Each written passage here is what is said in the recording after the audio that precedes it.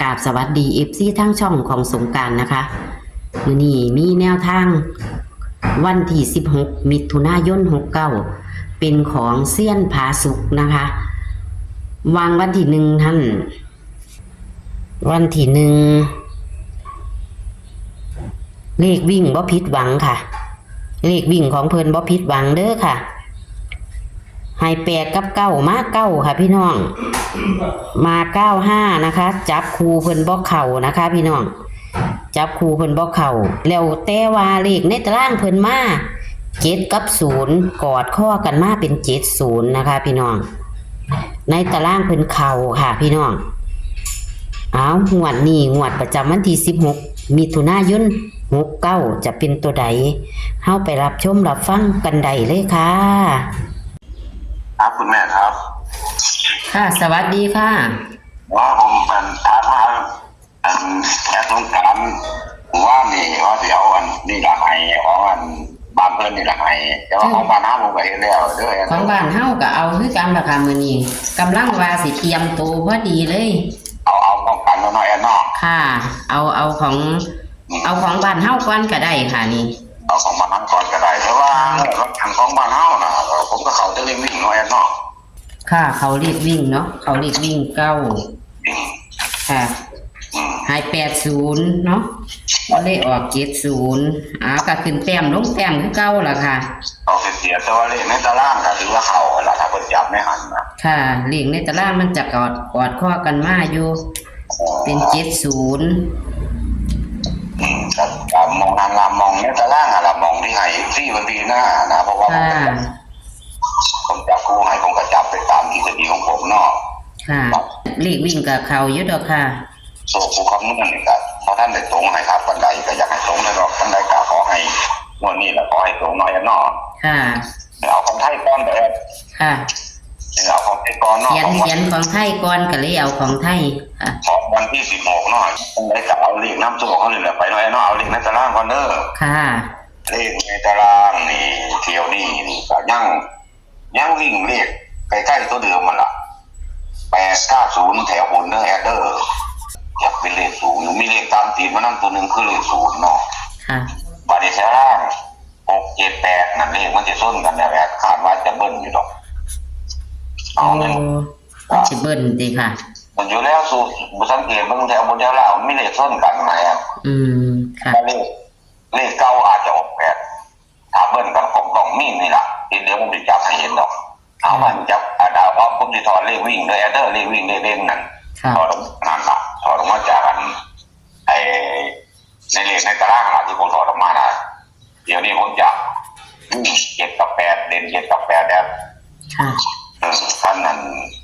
พ่อแม่เพิ่นเขามาเบิ่งกะขันเพิ่นมีเลขนอกกรอบนอกของผมนี่ก็เอามาเสียบเลยนี่ละ7 กับ 8นี่ละผลล่างโดยการแอดเดอร์วันนี้ก็จับคู่นี่ก็07 97 8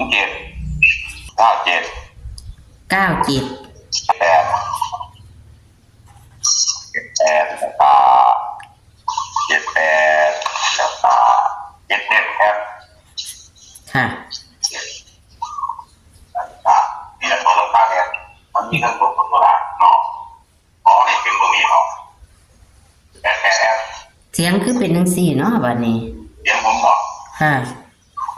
คือว่าชัดเนาะบัดนี้ผมบ่ได้ยินบ่ฮัลโหลค่ะบัดนี้ได้ยินแล้วค่ะผมว่าเขาใส่ได้ทั้งนั้นนะ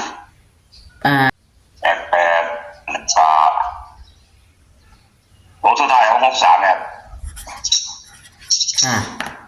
63บานิกาเรียกงามอยู่ค่ะ63บานิกาผมเน้นตัวนี้ได้เด้อผมเน้น07กับ77ค่ะนี่ล่ะยังมัก77อยู่ดิค่ะคิดว่าอยู่นี่อันบ่77ก็แปลกๆนี่ล่ะตามความรู้สึกผมจบใจผมหนัก77แห้งแต่ว่าในสูตรมันเรียกตัวหนาจะเป็น88ก็คือว่าอยู่ในนี่แหละเนาะค่ะแต่ว่าสอบส่วนตัวแต่สอบ77แต่ละแห้งแต่วันนี้เลข3ตัวได้เด้อผมให้แล้วผมเลข3ตัวก็ได้ค่ะว่าให้ผมไปเน้นเลข2ตัวให้ก่อนมันมี 077แต่มานี่นักร้อยบ่ขึ้นแต่มาแล้วแอดเอาเป็น988แอด 988บ่ค่ะ ครับเอาอีกสักตัวหนึ่งแอดเนาะคงจะบ่หลายขึ้นไปแล้วเนาะเป็นเลขตัวนึง ค่ะ ตำราของ6กับ3นี่ก็แห้งคือกันนะแอดผมให้เป็นโตคุณ3หรือ4เอา360เอา630แอด 630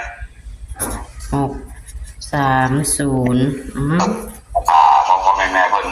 นั่นก็ชอบนั่นโต630อยู่ก็ให้เพิ่นใส่ละเป๋าเป็นเลขบ้านแอดพอดีเลย360อันแต่ว่าถ้าเขาพบนอกเป็นเลขของตัวนั้น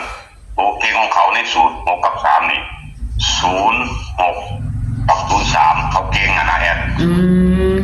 เลข2ตัวนี่มันเป็นเลข3ตัวเพราะว่าผมจับให้แค่63เลข2ตัวนอกค่ะผมถีบ0แต่ว่า0มันมาอยู่ในเลข3ตัวคือแอดค่ะ60มันอยู่ในนี้03กับ06เป็นตัวเก่งนะค่ะอย่าง FC คนบ่เข้าใจคือจับติดๆไปซั่นในเลข3สิมาแต่ใส่จังซี่นะอย่างเพิ่นสงสัยอันมันก็จริงคือกันแม่นบ่ค่ะนอกกรอบอยู่ตัว3แต่ว่ามันเก่งอยู่ในสูตรตรงนั้นในสูตรของเขาอยู่ในนี่เลขที่เอาออกอยู่ในนี่ทั้งหมดทั้งมวลมันมีอยู่4สูตรได้แอดอ๋อค่ะแต่ว่ามันเฮ็ดยากเฮ็ดซ่านะแอดของมันนี่4สูตรนี่เฮามาเฮ็ดแล้วเฮามาเรียบเรียงว่าอันใดมันเข้ากันแม่นบ่ค่ะหรือจังได๋อุตนะมันหลักที่อุตนะแต่ว่าผมสูตรผมมันเฮ็ดยากอยู่ก็สิอธิบายซับซ้อนหลายอันเด้ยค่ะแต่บางคนมองอยู่นี่วันนี้คิด2เพราะว่า3ผมจับมาไว้แล้ว3กับ8ตัวเดียวกันเด้อจากตัวเด่นเด้อสิอธิบายจังน้อยค่ะอธิบายลึกๆไปว่า3มันจะใส่คำตอบของมันก็คือมันจะ8นี่ล่ะ7มันมาจากไหน6มาจากไหนมันมีอยู่ในกรอบแล้ววันนี้ก็กลับไปอีกตัวนึงที่เฮ็ดนั้นมันเกิด6ได้ก็คือ7เนี่ยอาจจะลงแต้มเป็น6กันนะแอดค่ะ7ก็ลงแต้ม8ก็ลงแต้มมัน7ลงแต้มซื่อๆเป็น6แต่ว่า8นี่มันบ่ลงแต้มแต่ว่ามันลงมาบ่ได้มันมี3แล้วแต่มันจะให้คูณมามันจะกลายเป็น6 3ทันทีอย่างที่นะค่ะนี่แหละเพราะเป็นมาของมันแต่ละตัวเลยเด้อค่ะต้นไปก็อธิบายฟังไปเรื่อยๆถ้าอย่างที่คนสนใจจริงๆคนเมืองคนสิเข้าใจหรอกค่ะ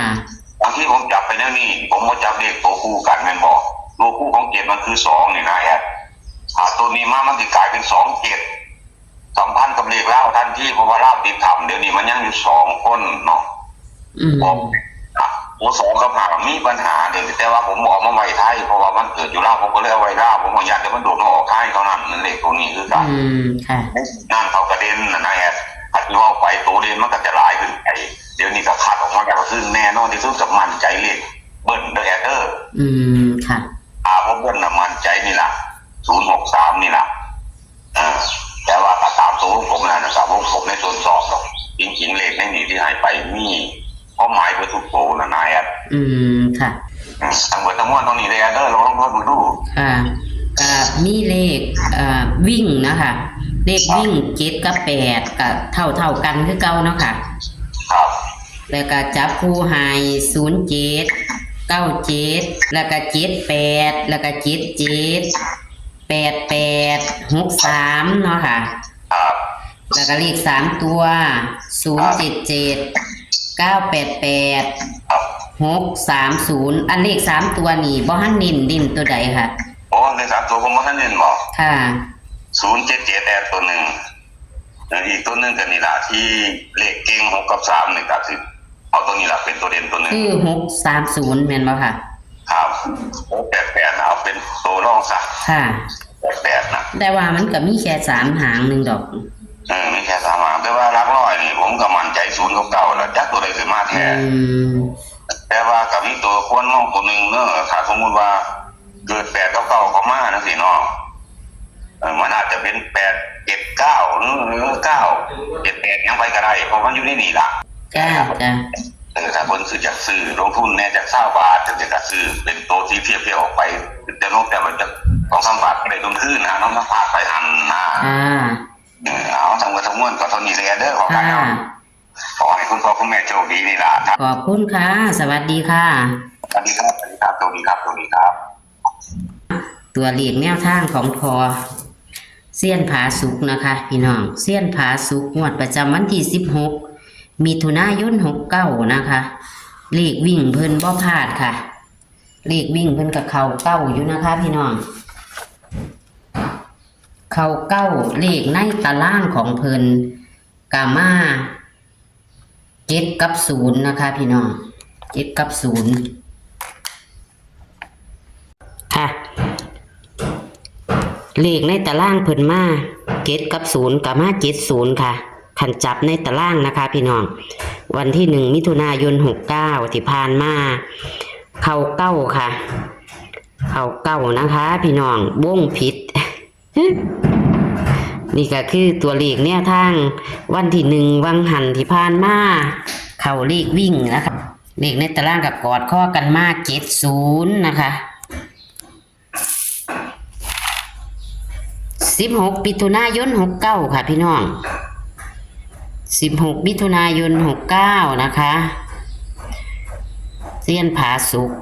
เลขในตารางกับยะเผือยะพาดค่ะชอบกอดข้อกันมานะคะเลขวิ่ง7 กับ 8เท่ากันค่ะตัวนิ่นก็คือ0777เลข3ตัว3หางนิ่น2หางค่ะพี่น้อง077 630ค่ะตัวนิ่นของเพิ่นเด้อค่ะเอาแคปหน้าจอพี่น้องแคปหน้าจอนะคะโชคมันกับเซียนผาสุกงวดประจำวันที่16มิถุนายน69ค่ะพี่น้องชอบกับกดไลค์ใช่กับกดแชร์นะคะแค่ไปเพื่อให้ช่องของสงกรานต์เติบโตในเด้อค่ะพี่น้องเอาโชคมันค่ะสวัสดีค่ะ